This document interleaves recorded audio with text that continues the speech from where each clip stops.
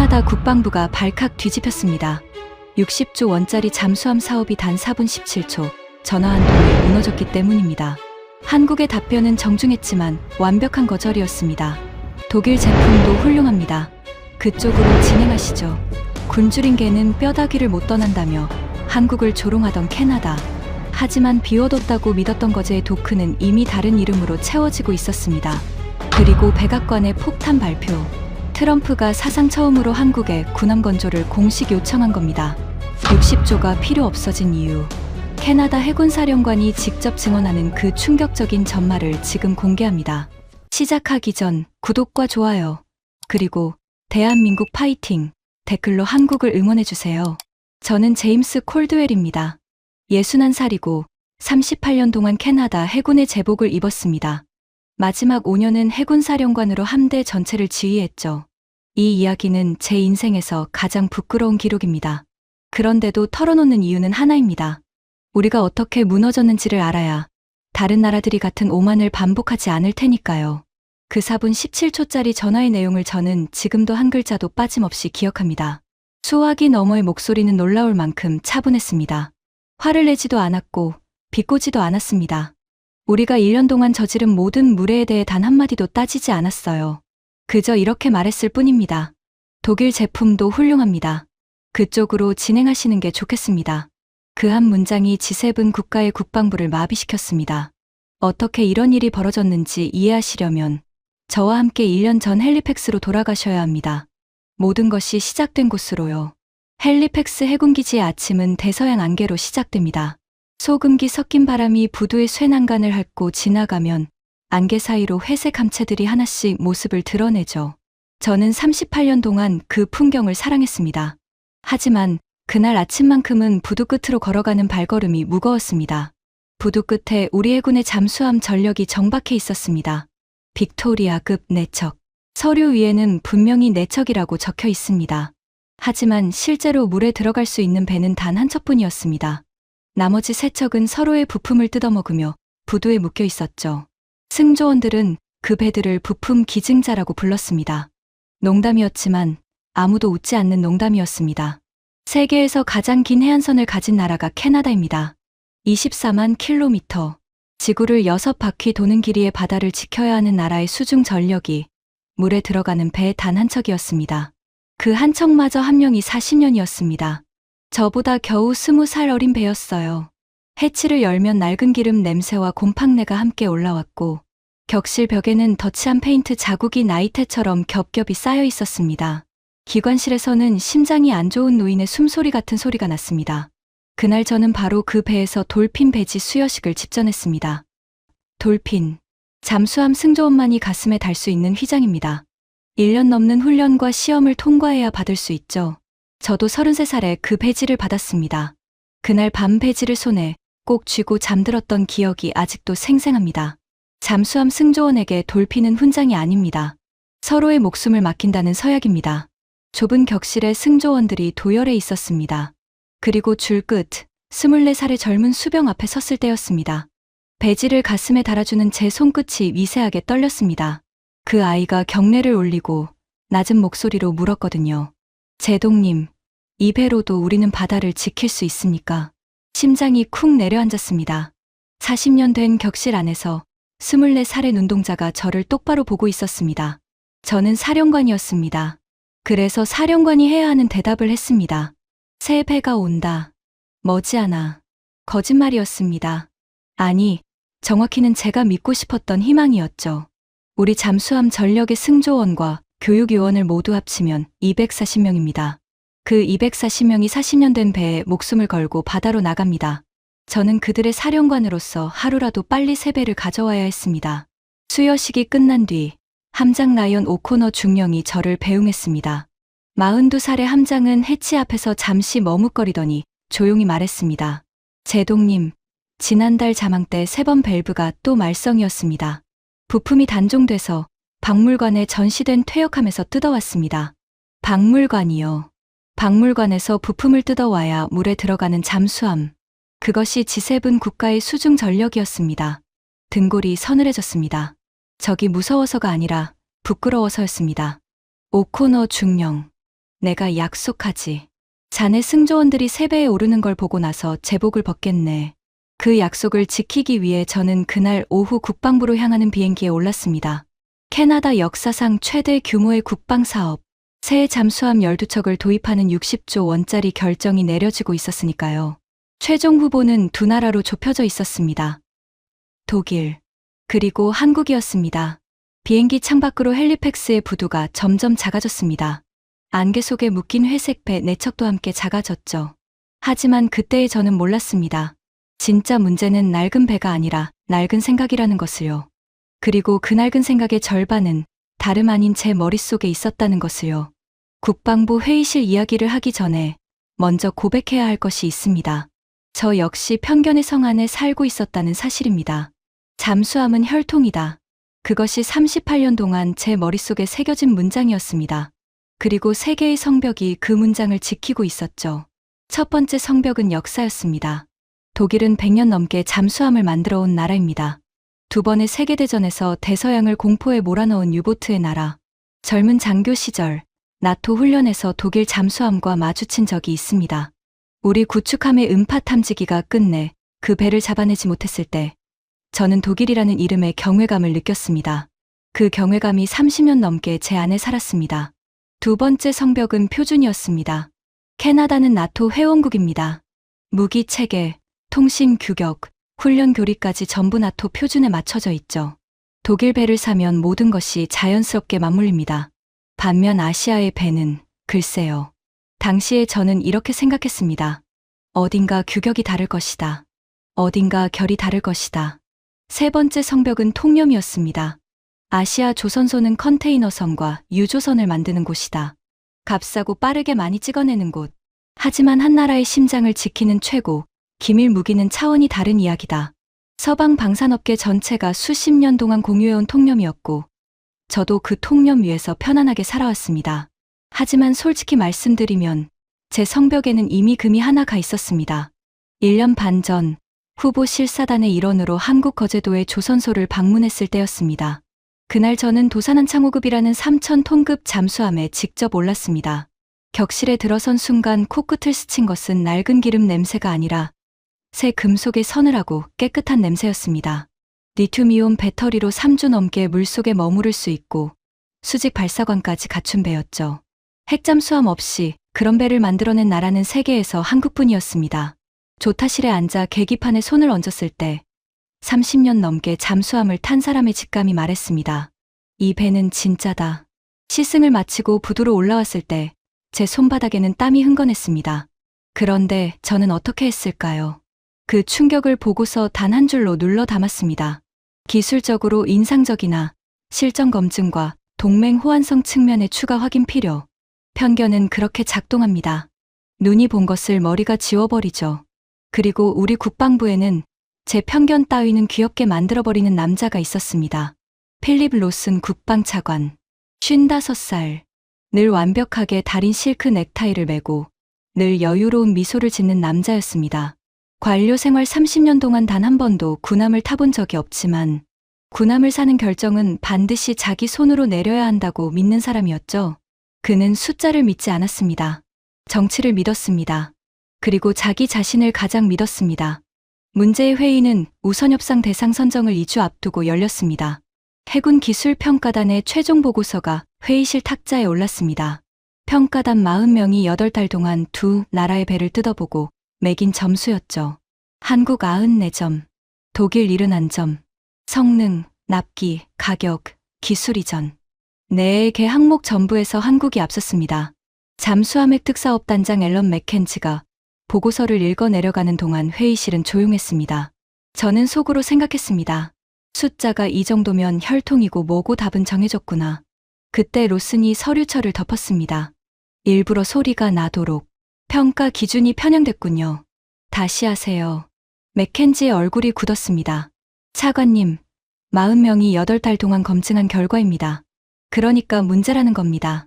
기술자들은 숫자만 보죠. 국가의 결정은 숫자보다 큰 겁니다. 로스는 재평가를 지시하면서 새 항목을 하나 끼워 넣었습니다. 이름하여 종합전략판단. 배점은 무려 30점. 평가 기준은 명시되지 않았습니다. 아니, 기준은 딱 하나였죠. 차관 본인의 판단. 3주 뒤 새 보고서에서 순위는 뒤집혀 있었습니다. 그날 밤 맥켄지가 제 집무실로 찾아와 보고서를 던지듯 내려놓았습니다. 제동님, 이건 평가가 아니라 조작입니다. 저는 뭐라고 답했을까요? 부끄럽지만 그대로 옮기겠습니다. 앨런, 결과적으로 독일이 나쁜 선택은 아니야. 잠수함은 혈통이니까. 제 편견이 로슨의 조작에 면죄부를 준 순간이었습니다. 맥켄지는 한참 저를 바라보다가 말없이 방을 나갔습니다. 문이 닫히는 소리가 유난히 크게 들렸습니다. 그날의 저는 지금도 용서하기 어렵습니다. 우선 협상 대상 발표 날, 로슨은 기자들 앞에서 활짝 웃으며 독일의 이름을 불렀습니다. 그리고 회의실로 돌아와 샴페인을 터뜨리며 이렇게 말했죠. 아시아 조선소요?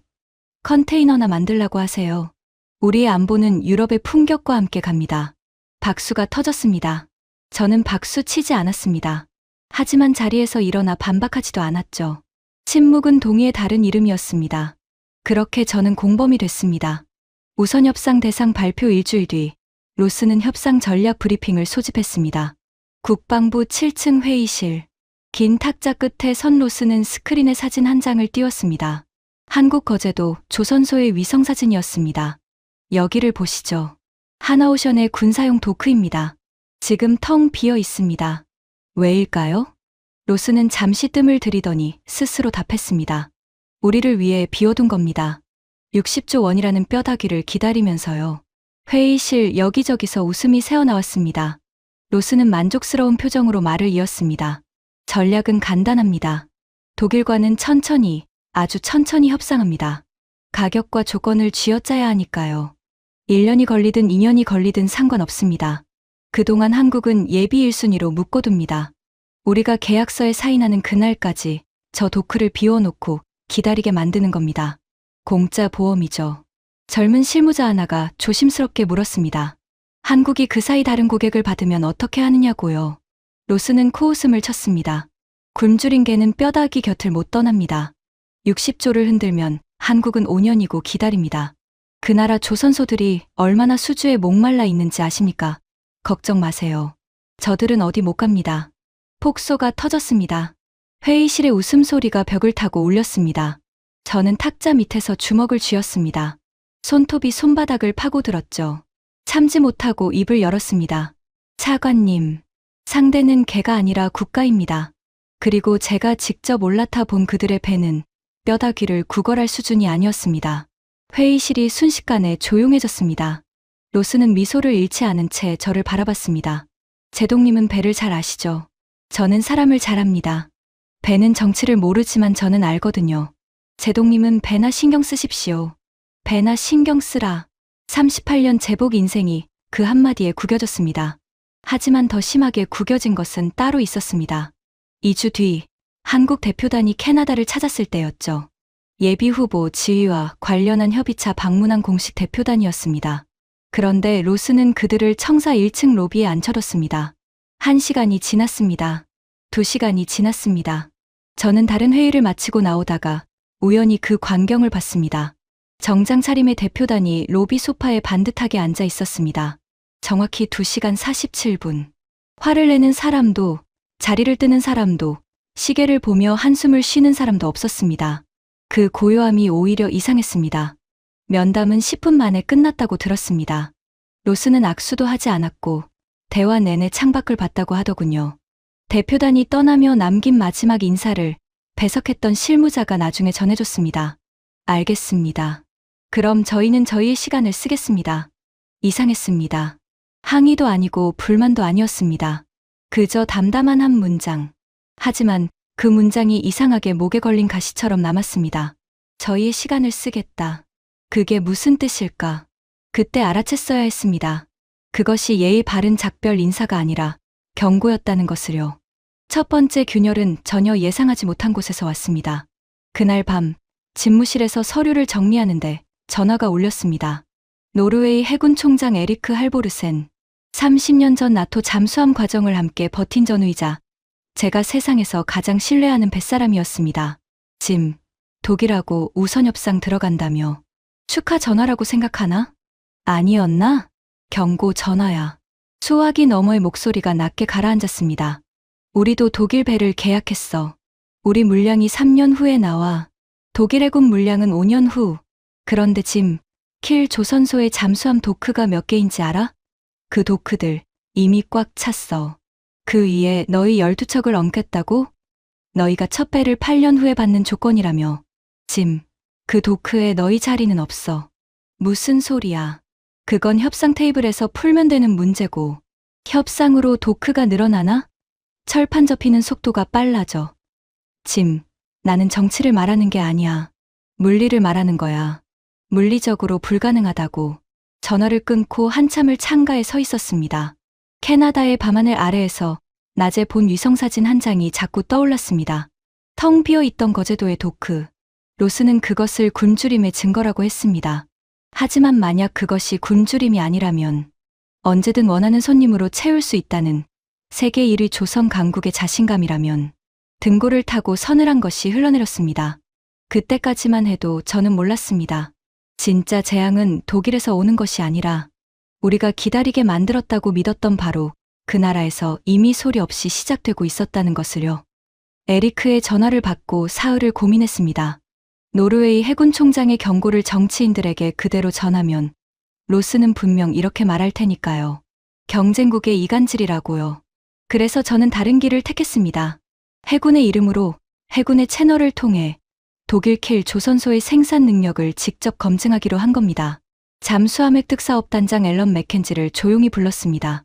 로슨의 평가 조작에 항의하다 묵살당한 뒤로 그는 눈에 띄게 말수가 줄어 있었습니다. 앨런, 킬 조선소의 도크 일정, 협력업체 수주 현황, 강제 발주량까지 전부 확인해 주게. 서류 말고 현장을 보고 와. 맥켄지의 눈에 오랜만에 불이 켜졌습니다. 공식 실사입니까? 해군 자체 검증이야.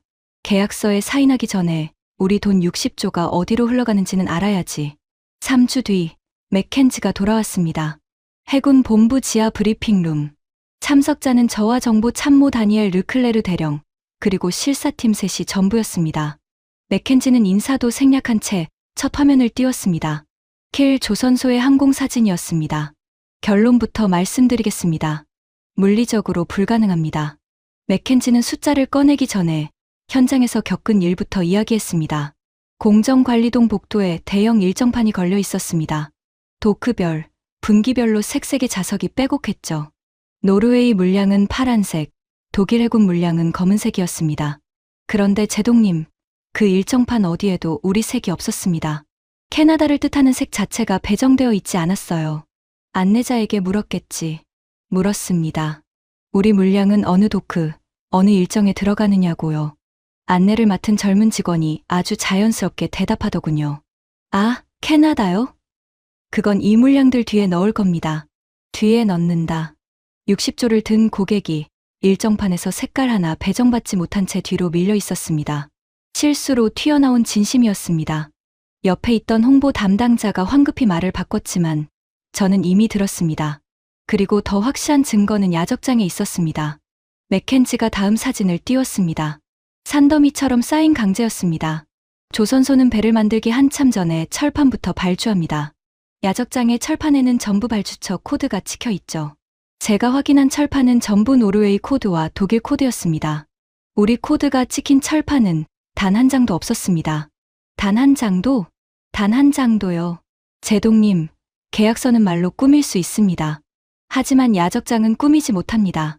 철판은 거짓말을 하지 않으니까요. 브리핑룸의 공기가 한 뼘 더 무거워졌습니다. 맥켄지는 마지막으로 직원 식당에서 우연히 들은 이야기를 전했습니다. 옆자리 기술자들의 잡담이었다고 합니다.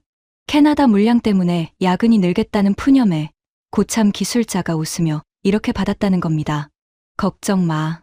그 배들은 우리 은퇴하고 나서야 시작할걸. 은퇴하고 나서야. 현장은 이미 알고 있었습니다. 경영진이 캐나다에 판 것은 잠수함이 아니라 지켜질 수 없는 약속이라는 것을요. 그러고 나서야 맥켄지는 도크를 하나씩 짚어가며 숫자를 설명했습니다. 노르웨이 해군 물량이 3년 후부터 인도됩니다. 독일 자국 해군 물량은 5년 후부터입니다. 이미 확정된 건조 물량만 10년치. 그 위에 우리 12척을 얹으면 첫 배는 빨라야 11년 후에 나옵니다. 우리가 계약 조건으로 요구한 인도 시점은 8년 후 3년의 간극이 있었습니다. 협상으로는 메울 수 없는 철판과 크레인의 간극이요. 도크 가동률로 환산하면 103%입니다. 100을 넘는 가동률이 무슨 뜻인지 아십니까? 여객기 오버부킹입니다. 자리도 없으면서 표부터 판 겁니다. 브리핑룸에 낮은 신음이 흘렀습니다. 저는 한 가지만 물었습니다. 독일 쪽도 이 숫자를 알고 있겠지? 모를 수가 없습니다. 자기들 도크니까요. 알면서 팔았다는 뜻이었습니다. 목덜미가 뻣뻣하게 굳었습니다. 60조짜리 계약서가 아니라 60조짜리 어음을 받아든 기분이었습니다. 부도가 예정된 어음이요. 저는 그 보고서를 들고 곧장 로슨을 찾아갔습니다. 차관실의 로슨은 보고서를 훑어보는데 정확히 이분을 썼습니다. 그리고 웃었습니다. 제동님, 이래서 군인은 계약을 몰라요. 간단합니다. 위약금 조항을 넣으면 됩니다. 인도가 하루 늦어질 때마다 배상금을 물리는 거죠. 액수를 크게 잡으면 독일이 알아서 뜁니다. 위약금이 잠수함을 만들어주지는 않습니다. 배상금 수표로 바다를 지킬 수는 없어요. 우리 승조원들에게 필요한 건 돈이 아니라 배입니다. 제동님은 늘 감성적이시군요. 조달은 감성이 아니라 지렛대입니다. 그리고 우리에겐 지렛대가 하나 더 있잖습니까? 로스는 책상 위의 사진을 손끝으로 톡톡 두드렸습니다. 텅 빈 거제의 도크였습니다. 한국이라는 보험이요. 독일이 정 안 되면 그때 백업을 부르면 됩니다. 저 도크는 우리가 부를 때까지 저렇게 얌전히 비어있을 테니까요. 그 주 금요일 TKMS의 최고 경영자 클라우스 하르트만이 전용기를 타고 캐나다로 날아왔습니다. 은발을 단정하게 넘긴 노신사는 장관과 로슨 앞에서 공손하게 그러나 집요하게 한 가지를 요구했습니다. 계약을 서두르자는 것이었습니다. 이번 분기 안에 본계약 서명을 끝냅시다. 조건은 최대한 맞춰드리겠습니다. 이상했습니다. 파는 쪽이 이렇게 급한 법은 없거든요. 물건에 자신 있는 장사꾼은 손님을 기다리게 합니다. 쫓기는 장사꾼만이 손님을 재촉하죠. 돌아가는 길의 약식 기자회견에서 한 기자가 정확한 질문을 던졌습니다. 납기를 지킬 수 있느냐고요. 하르트만의 답은 이랬습니다. 우리는 100년의 전통을 가진 회사입니다. 질문은 미래였는데 답은 과거였습니다. 그 어긋남이 제 귀에는 경보음처럼 들렸습니다. 하지만 캐나다 권력자들의 귀에는 100년이라는 단어만 우아하게 남은 모양이었습니다. 그리고 그날 저녁, 저는 그 조급함의 정체를 우연히 엿듣게 됐습니다. 장관 주최 만찬이 끝난 뒤였습니다. 코트를 찾으러 회랑을 돌아 나오는데 기둥 뒤쪽에서 낮은 목소리가 들렸습니다. 로슨과 하르트만이었습니다. 두 사람은 제가 거기 있는 줄 몰랐습니다. 차관님, 서명만 해주시면 됩니다. 납기 문제는 계약서가 알아서 합니다. 문구라는 건 얼마든지 유연하게 쓸 수 있으니까요. 주주들이 시끄럽던데요. 주주는 배당으로 조용해집니다. 캐나다의 서명이 곧 배당이고요. 그리고 차관님, 지난번 말씀드린 거는 잘 진행되고 있습니다. 저희 유럽 자문위원회 말입니다.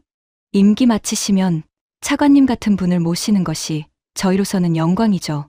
발밑이 서늘해졌습니다. 자문위원회, 임기 마치면 그 단어들이 무엇을 뜻하는지 모를 만큼 저는 순진하지 않았습니다. 60조짜리 국가 계약의 저울 위에 한 사람의 퇴임 후 자리가 함께 올라가 있었던 겁니다. 증거는 없었습니다. 녹음기도 없었고 증인도 저 하나였습니다. 폭로해봤자 원로 관료와 글로벌 기업 CEO의 부인 앞에서 제 말은 먼지처럼 흩어지게 뻔했습니다. 그래서 저는 그날 밤 집무실로 돌아와 수첩을 폈습니다. 날짜와 시각, 그리고 들은 문장을 토시 하나 바꾸지 않고 적었습니다. 수첩을 금고에 넣으며 혼잣말을 했죠. 언젠가 반드시 이걸 쓸 날이 온다. 회랑을 빠져나오다 로슨과 눈이 마주쳤습니다. 그는 아주 잠깐 굳었다가 이내 그 미소를 회복했습니다. 제동님도 만찬 즐기셨습니까? 좋은 밤입니다. 좋은 밤. 그날 밤이 좋은 밤이었는지는 모르겠습니다. 다만 아주 긴 밤이 될 것이라는 예감만은 확실했습니다. 포탄은 엉뚱한 곳에서 먼저 터졌습니다. 주식 시장이었습니다. 60조 수주 소식이면 주가가 치솟아야 정상입니다. 하지만 TKMS의 주가는 우선협상 발표 직후부터 미끄러지기 시작했습니다. 하루, 이틀, 사흘, 멈추지 않았습니다. 10일 거래일 연속 하락, 누적 낙폭 38%.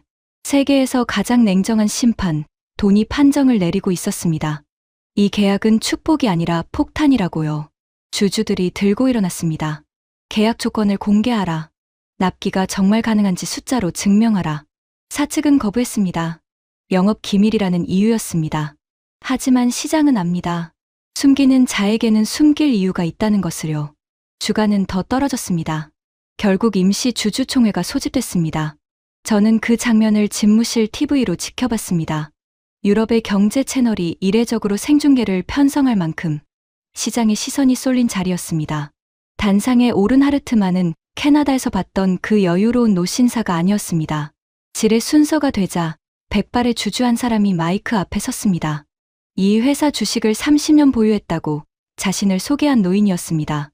묻겠습니다. 캐나다 잠수함은 어느 도크에서 만들 겁니까? 도크 번호를 대십시오. 하르트만은 마이크를 만지작거리기만 했습니다. 사회자가 서둘러 다음 질문으로 넘어가려 하자 장내에서 야유가 터졌습니다. 다른 주주가 자리에서 일어섰습니다. 그럼 이렇게 묻지요. 노르웨이에 위약금을 물고 도크를 빼든지 캐나다에 위약금을 물든지 둘 중 하나 아닙니까? 어느 쪽 위약금이 더 싼지 계산은 해보셨습니까? 회사의 주인들이 자기 회사가 두 고객 중 하나를 반드시 배신하게 되어 있다는 사실을 이미 계산하고 있었습니다. 하르트만의 답은 끝내 하나였습니다. 우리는 모든 고객과의 약속을 지킬 것입니다. 장내에 폭소가 터졌습니다. 박수 없는 폭소, 냉소의 폭소였습니다. 카메라가 객석을 비추자 고개를 젓는 얼굴들이 화면을 가득 채웠습니다. 저는 TV를 껐습니다. 꺼진 화면의 검은 유리에 제 얼굴이 비쳤습니다. 웃을 수가 없었습니다. 저 회사가 지키지 못할 약속의 가장 큰 피해자가 화면 밖에 우리였고 그 약속을 골라준 사람들이 다름 아닌 우리 정부 청사 안에 있었으니까요. 그리고 더 이상한 일이 벌어졌습니다. 독일 언론이 자기 나라 조선소를 때리기 시작한 겁니다.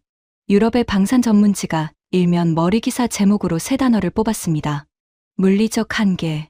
부재는 더 노골적이었습니다. 캐나다는 어쩌면 처음부터 한국으로 갔어야 했다. 독일의 경제지는 오버부킹이라는 단어를 그대로 활자로 박았습니다. 자국 조선소가 능력 받기 계약을 받았다고 자국 언론이 인정한 겁니다. 경쟁국 한국을 추어올린 것이 아니었습니다.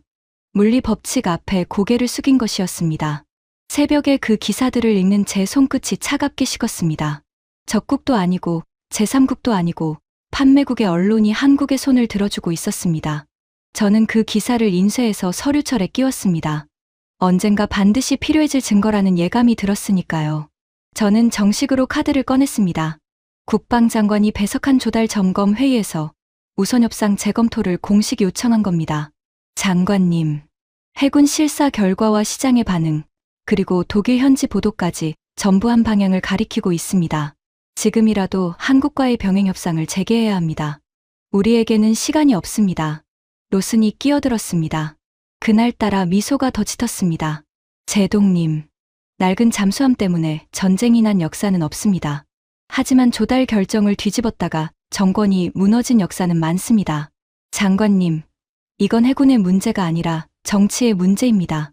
차관님, 지금 이 순간에도 승조원 240명이 40년 된 배와 함께 바다에 있습니다. 그들의 목숨도 정치의 문제입니까? 그러니까 그 배들 조심해서 몰라고 하십시오. 회의실 공기가 그대로 얼어붙었습니다. 저는 탁자를 내리치기 직전에 주먹을 멈췄습니다. 군복을 입은 사람은 회의실에서 화내는 법을 배우지 못합니다. 화는 바다에서만 내라고 배우죠. 장관은 서류만 내려다봤고 회의는 결론 없이 끝났습니다. 결론이 나지 않았다는 것은 로슨이 이겼다는 뜻이었습니다. 그리고 열흘 뒤 제가 평생 두려워하던 전화가 걸려왔습니다. 새벽 4시였습니다. 벨소리에 눈을 뜨기도 전에 저는 이 전화가 어떤 전화인지 알았습니다. 사령관의 새벽 전화는 종류가 하나뿐이니까요. 오코너 함장이었습니다. 제동님, 훈련 자망 중 배터리 개통에서 연기가 발생해 긴급 부상했습니다. 승조원 3명이 연기를 마셔 병원으로 이송됐습니다. 생명에는 지장이 없습니다. 생명에는 지장이 없다. 그 말이 위로가 되지 않았습니다. 이번에는 이라는 말이 생략되어 있었으니까요. 이번에는 지장이 없었다. 다음에는 어떨지 아무도 모른다. 전화를 끊고 침대 끝에 오래 앉아 있었습니다. 창밖은 아직 캄캄했습니다. 돌핀 배지를 달아주던 24살 수병의 얼굴이 떠올랐습니다. 제동님, 이 배로도 우리는 바다를 지킬 수 있습니까? 저는 그 아이에게 새 배가 온다고 했습니다. 머지않아 온다고요. 동이 트자마자 저는 헬리팩스행 첫 항공편에 올랐습니다. 군 병원 3층. 소독약 냄새가 코를 찌르는 복도 끝 병실에 3명이 나란히 누워 있었습니다. 산소 튜브를 낀 얼굴들이 저를 보고 일제히 몸을 일으키려 했습니다. 저는 손을 들어 말렸습니다. 가장 안쪽 침대에 낯익은 얼굴이 있었습니다. 코너 맥케이 일병. 몇 달 전 제가 직접 가슴에 돌핀 배지를 달아준 그 24살 수병이었습니다. 괜찮습니다. 제동님. 연기 조금 마신 것뿐입니다. 목소리가 쉬어 있었습니다. 침대 옆 협탁 위에 은색 배지가 놓여 있었습니다. 돌핀이었습니다. 병원에 실려오면서도 그것부터 챙겨온 겁니다. 배지는 왜 여기까지 가져왔나? 제동님이 그러셨잖습니까? 이건 훈장이 아니라 서약이라고요. 서약은 몸에서 떼는 게 아니라고 배웠습니다. 목이 콱 막혔습니다. 그리고 그 아이가 그 질문을 다시 했습니다. 제동님, 새 배는 언제 옵니까? 몇 달 전 수여식에서는 대답이라도 했습니다. 새 배가 온다, 머지않아. 하지만 이번에는 아무 말도 나오지 않았습니다. 독일의 도크는 만석이었고 한국의 도크는 다른 이름으로 채워지고 있었으니까요. 제 침묵이 길어지자 오히려 그 아이가 웃었습니다. 괜찮습니다. 제동님. 저희는 버팁니다. 배가 버텨주는 데까지는요. 배가 버텨주는 데까지. 그 말이 못이 되어 가슴에 박혔습니다. 승조원이 배를 지키는 게 아니라 배에 남은 수명이 승조원의 각오를 정하고 있었습니다. 저는 그 아이의 어깨를 한번 잡았다가 아무 말 없이 병실을 나왔습니다. 복도 창밖으로 항구가 보였습니다. 부두에 묶인 세 척의 부품 기증자들이 안개 속에 서 있었습니다. 병원 주차장, 시동을 걸기 전에 저는 소리내어 말했습니다. 시간이 없다. 이건 정치의 문제가 아니라 물리의 문제고, 물리의 문제가 아니라 목숨의 문제다. 해군 정보국은 매주 월요일 아침 7시 세계 주요 조선소 동향을 브리핑합니다. 담당은 정보 참모 다니엘 르클레르 대령. 무뚝뚝하고 정확한 사람입니다. 중국 다롄과 상하이, 일본 고베를 차례로 짚고 나면 마지막 화면은 늘 같은 사진이었습니다. 거제도, 하나오션의 군사용 도크. 늘 비어 있었습니다. 1년 가까이 단 한 주도 빠짐없이요. 로스는 언제부턴가 그 마지막 화면에 애칭을 붙였습니다. 우리의 보험 증서. 국방부 브리핑에 들를 때마다 그 사진을 보며 흡족한 얼굴로 말하곤 했죠. 보세요. 오늘도 성실하게 기다리고 있네요. 그 월요일도 시작은 평소와 같았습니다. 다롄, 상하이, 고베. 그리고 마지막 화면 차례가 왔을 때 르클레르가 리모컨을 쥔 채 잠시 머뭇거렸습니다. 그답지 않은 침묵이었습니다. 제동님, 거제입니다. 그런데 직접 보시는 게 빠르겠습니다. 화면이 넘어갔습니다. 저는 들어 올리던 커피잔을 그대로 멈췄습니다. 비어 있어야 할 도크에 거대한 원통형 구조물 2개가 들어와 있었습니다. 겐트리 크레인이 그 위에 걸쳐 있었고 도크 옆으로 자재가 산처럼 쌓여 있었습니다. 야간 촬영분에는 조명이 대낮처럼 켜져 있었죠. 밤에도 일하고 있다는 뜻이었습니다. 판독 결과 잠수함 선체 섹션입니다. 압력 선체 블록으로 보입니다. 브리핑룸이 조용해졌습니다. 제 입에서 저도 모르게 말이 새어나왔습니다. 이건 뭔가 잘못됐다. 우리를 위해 비워둔 도크였습니다. 아니, 정확히 말하면 우리를 위해 비워뒀다고 우리 혼자 믿어온 도크였습니다. 그런데 그 안에서 잠수함이 자라고 있었습니다. 누구의 잠수함인지도 모르는 채로요. 보고를 받은 로슨의 반응은 예상 그대로였습니다. 블러핑입니다. 협상용 쇼예요. 언론에 사진 찍히라고 빈 블록 몇 개 옮겨놓은 겁니다. 차관님, 저 블록 하나를 도크에 앉히는데 크레인과 인력과 비용이 얼마나 들어가는지 아십니까? 쇼에 쓰는 돈이 아닙니다. 그리고 쇼라면 낮에 하지, 밤샘 조명까지 켜가며 하지는 않습니다. 제동님은 위성사진 한 장에 너무 많은 의미를 부여하시는군요. 차관님은 위성사진 한 장에 너무 많은 안심을 부여하셨습니다. 1년 내내 그 텅 빈 사진 한 장에요. 로슨의 눈썹이 처음으로 꿈틀했습니다. 하지만 그는 회의를 끝냈습니다. 결론 없이요. 또다시 결론 없이. 그런데 로슨은 부정에서 멈추지 않았습니다. 반격이라는 것을 시작했습니다. 며칠 뒤 우리나라 유력 일간지에 묘한 기사 하나가 실렸습니다. 정부 고위 관계자를 인용한 기사였습니다. 한국 조선소의 최근 움직임은 협상용 연출에 가깝다는 것이 정부의 판단이다. 발주처가 확인되지 않는 물량은 존재하지 않는 물량이다. 정부 고위 관계자. 그 6글자가 누구를 가리키는지 국방부 안에서 모르는 사람은 없었습니다. 저는 한국 쪽에서 반박 성명이라도 나올 줄 알았습니다. 항의든 해명이든요. 하지만 한국은 아무 대응도 하지 않았습니다. 단 한 줄도요.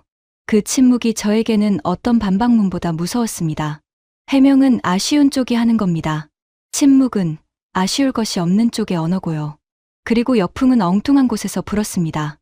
우리 언론사 하나가 자체적으로 상업 위성사진을 입수해 일면에 실어버린 겁니다. 만석이 된 도크 사진 위에 얹힌 제목은 이랬습니다.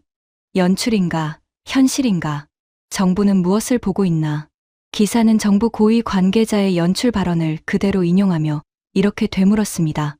저 겐트리 크레인과 저 야간 조명이 전부 연출이라면 이것은 세계에서 가장 제작비가 비싼 연극일 것이라고요. 의회가 들끓었습니다.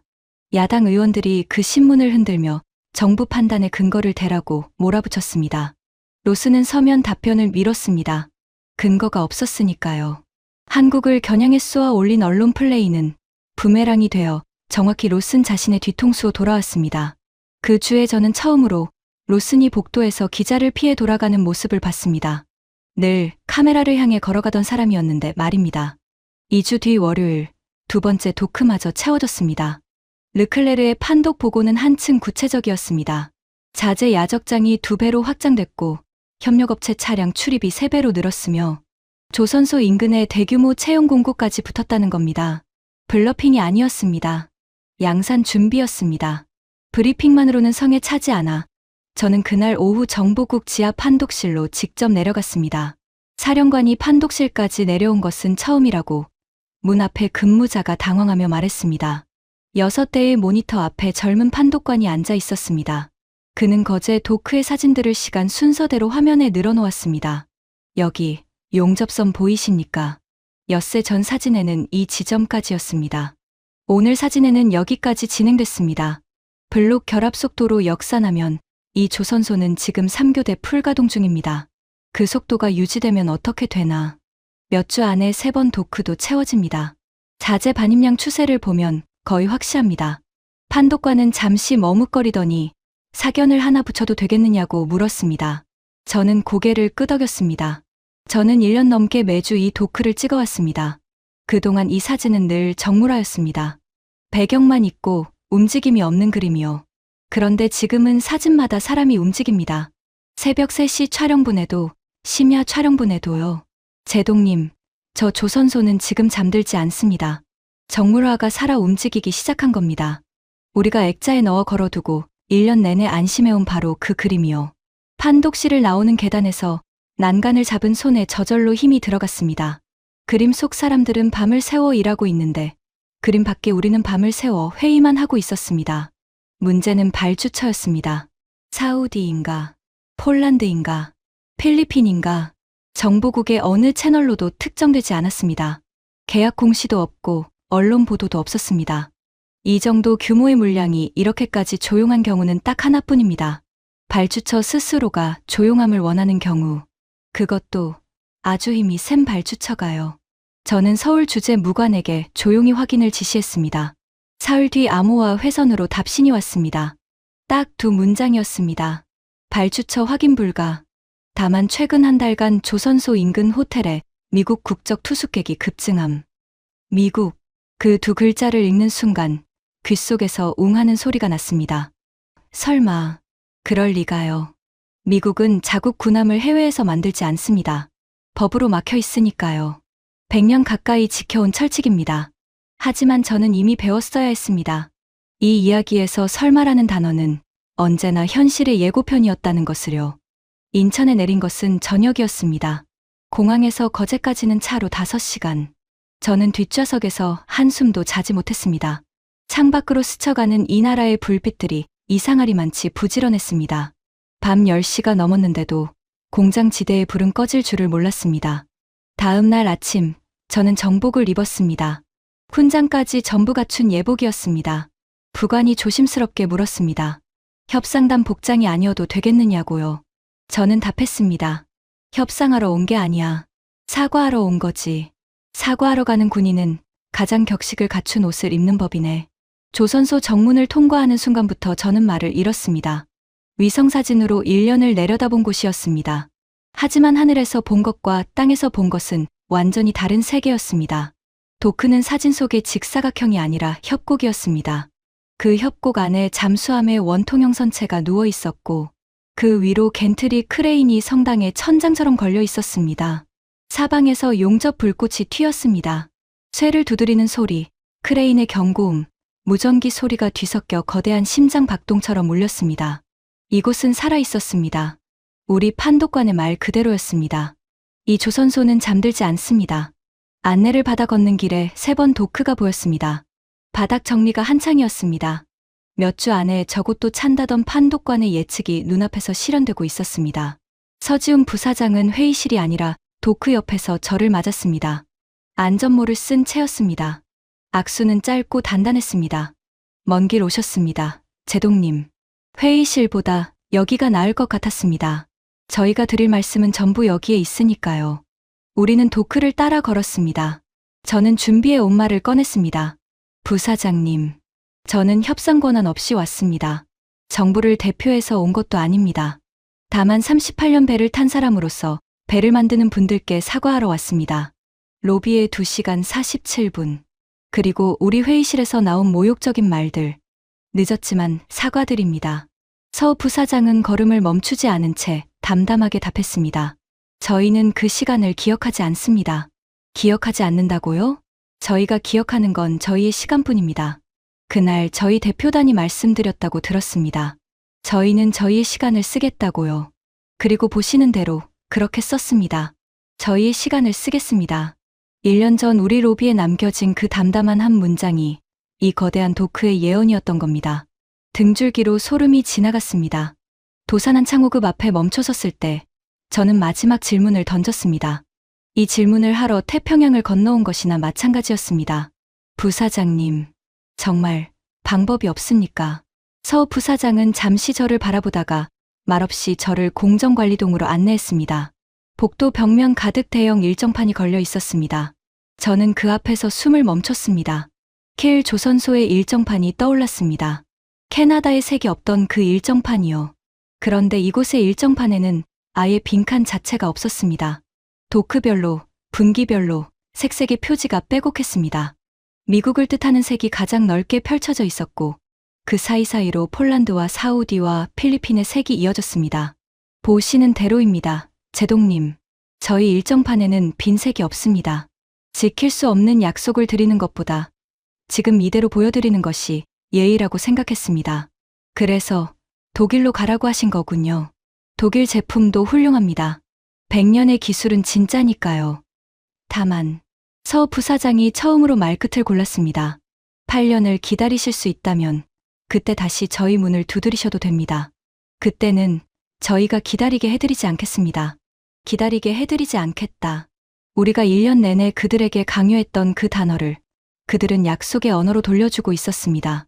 이튿날 해가 뜨기 전 저는 요청해서 새벽 교대를 지켜봤습니다. 새벽 5시 반. 안전모를 쓴 수천 명이 정문으로 걸어 들어왔습니다. 밤새 일한 사람들이 걸어 나왔고 두 물결은 서로의 어깨를 두드리며 엇갈렸습니다. 누구도 뛰지 않았고 누구도 늘어지지 않았습니다. 거대한 기계의 톱니가 아니라 거대한 약속의 파도처럼 보였습니다. 그 광경 앞에서 저는 마침내 인정했습니다. 완전히 남김없이요. 이 도크를 채운 것은 크레인이 아니었습니다. 신뢰였습니다.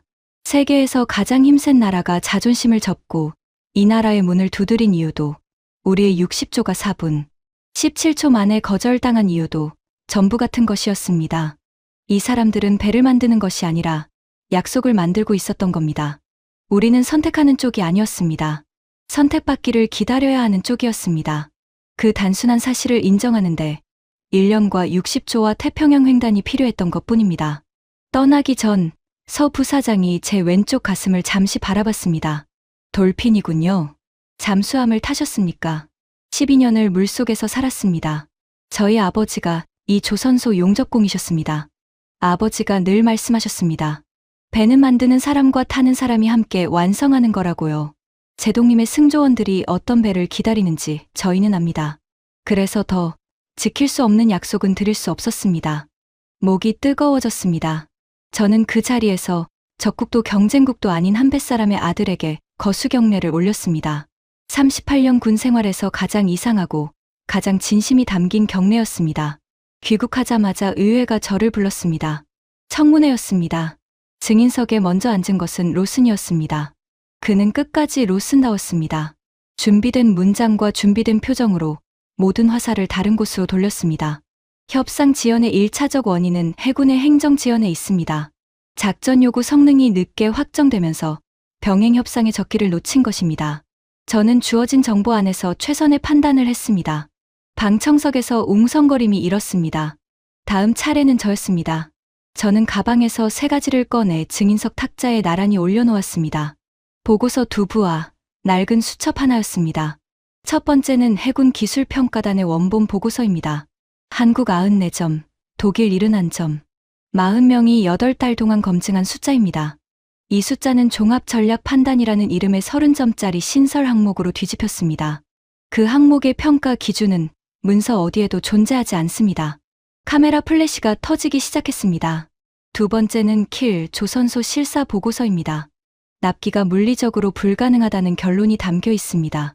이 보고서는 대외비로 분류되어 장관 보고 라인에서 제외됐습니다. 분류를 지시한 사람이 누구인지는 결재란에 적혀 있습니다. 의사당이 술렁였습니다. 저는 마지막으로 수첩을 폈습니다. 세 번째는 제 수첩입니다. 장관 주최 만찬이 있던 날 밤, 회랑에서 직접 들은 대화를 그 자리에서 적은 기록입니다. 날짜와 시각과 함께요. 저는 그 문장을 소리내어 읽었습니다. 유럽 자문위원회, 임기 마치시면 모시겠다.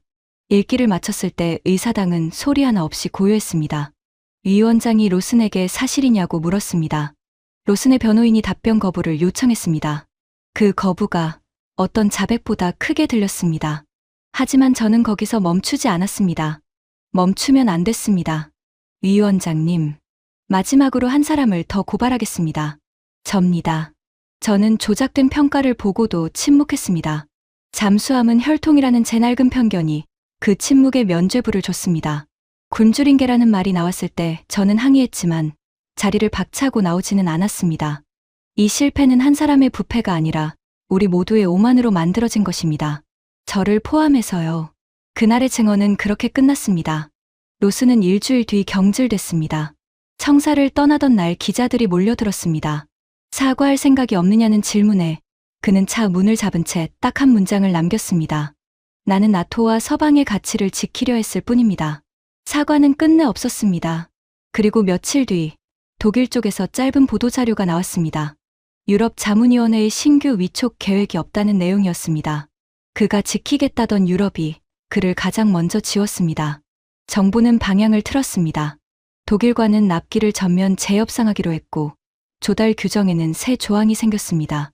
기술평가 점수는 어떤 직위의 판단으로도 뒤집을 수 없다는 조항이었습니다. 언론은 그 조항에 제 이름을 붙였지만 저는 그 이름이 부끄러웠습니다. 처음부터 지켜졌어야 할 상식에 이름이 붙는 나라는 그만큼 아팠던 나라라는 뜻이니까요. 그리고 바다 건너에서는 뉴스가 멈추지 않았습니다. 미국과 한국의 함정협력은 단계를 밟아 올라갔고 100조라는 숫자는 시작에 불과하다는 분석이 이어졌습니다. 우리가 1년을 흔들어대던 60조는 이제 아무도 입에 올리지 않는 숫자가 됐습니다. 퇴역식을 한 달 앞두고 저는 마지막으로 헬리팩스 부두에 섰습니다. 승조원들이 도열해 있었습니다. 저는 준비한 원고를 접어 주머니에 넣고 그냥 말했습니다. 제군들, 새 배가 언제 오느냐고 물었지. 오늘은 진짜 숫자로 답하겠다. 8년이다. 독일과 다시 짠 일정으로 8년. 길다.